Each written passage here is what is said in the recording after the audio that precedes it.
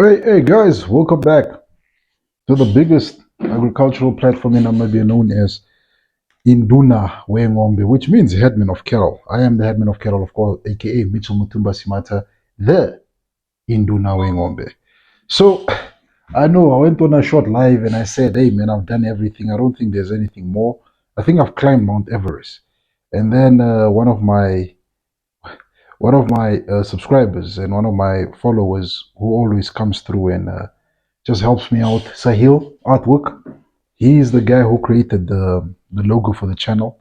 Came through and told me, you haven't done anything yet, Chief. You have not done anything yet. You must stop coming to come talk nonsense here. You have not done anything. So now we need to get our hands dirty and put in the work. So today, I want to talk about a topic that I never touch on, which is tips on selecting heifers. Because I know I always focus on tips on selecting bulls. I never talk about the heifers. So let's get into this information. As you guys know, I'm never writing solo. I got my trusted notebook today. I got a new one, actually an old one that I got a while back, but I'm putting it to use.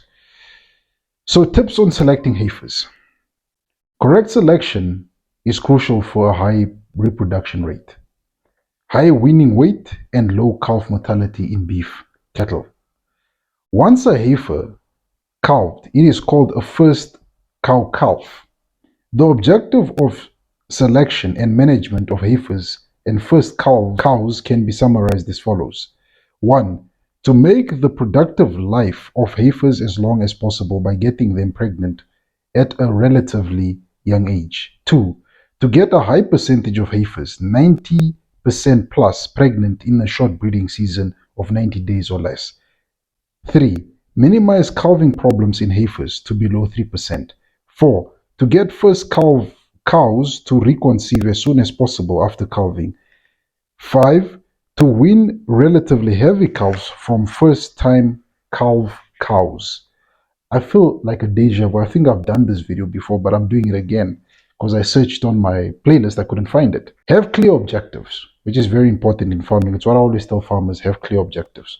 Whether you are a stud breeder or a commercial beef cattle farmer, you need clear breeding objectives and a well-considered strategy when it comes to selecting heifers. Without these, it is easy to forget to focus on economical important traits. As heifers has no proven record of reproduction ease, of calving, or maternity ability, information relating to the mother, the father, and other relatives should be used to make an informed decision on selection. Breeding values are best. If available, use breeding values rather than performance testing indicators. Indicators. Genetic merits is more reliable indicator by breeding values. Use it in balance with other important traits, especially those related to functional efficiency.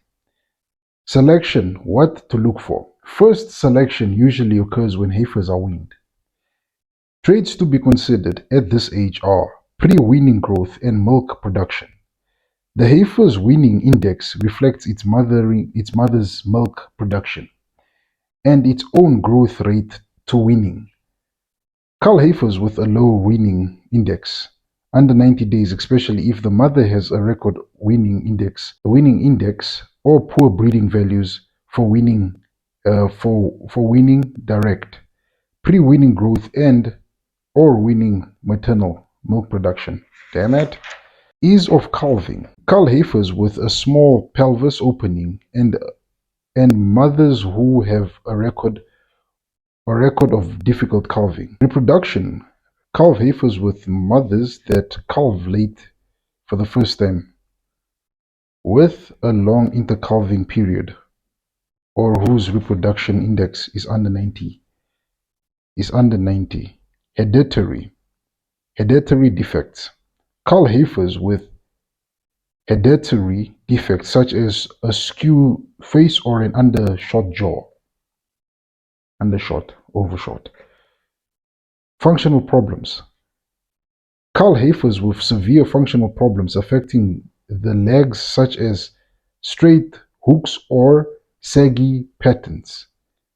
Hooves, outgrowing or deformed skin or coat, long hair a lack of skin pigmentation. Frame size. Cull all heifers that are too large, Hormonal imbalance. Cull heifers that lack femininity or have underdeveloped genitalia, small vulvas, etc.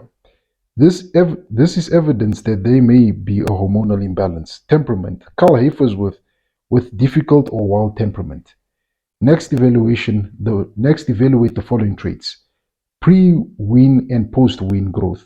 Cull heifers with a low below 90 12-month or 18-month index. As both are calculated on growth from birth, these indicators are functional of the mother's milk production and the calf's weaning and post-weaning growth ability. Pelvis opening. To identify heifers that will probably have difficulty calving, normally at early stage, have their pelvis opening measured by a vet and calve these with small pelvis opening before starting to breed them. Selecting by breeder society. If a breeder society is due to inspect the herd, the inspectors will usually take place at this stage. The third selection occurs when pregnancy is diagnosed. All heifers that are not pregnant should be culled. If more pregnant females should be culled. If more pregnant females remain, they are needed for replacement or rebuilding the herd. Consider culling females that become pregnant late in the breeding season and which will calve late in the calving season, as these cows are unlikely to reconceive the following year. After calving. After calving, the fourth selection takes place after calving. Cull all first cow calves that had difficult calving. If this was not due to other factors such as overfeeding shortly before calving. The final selection occurs when the calves of the first cows are weaned. Cull all cows with calves that have a low weaning index under 90 days, under 90, of course not days, under 90.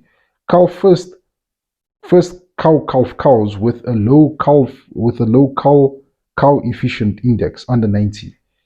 This expresses the weaning weight adjusted for age of 205 days of cow's calf compared with the cow's metabolic or maintenance weight to the power of 0.75 at calving or at weaning if not recorded at calving.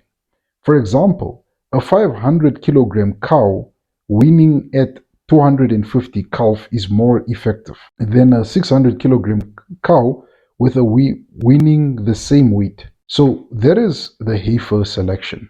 There's a lot of culling here that happens and a lot of measurements that need to be done.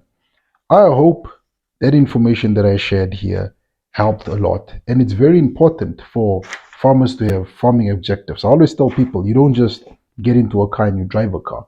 You get into a car with an objective of where you want to end up with your car. So I think we need to incorporate that also in our agricultural business.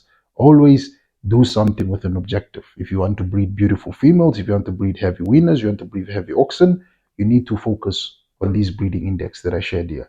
With that said, ladies and gentlemen, I just want to say bye for now.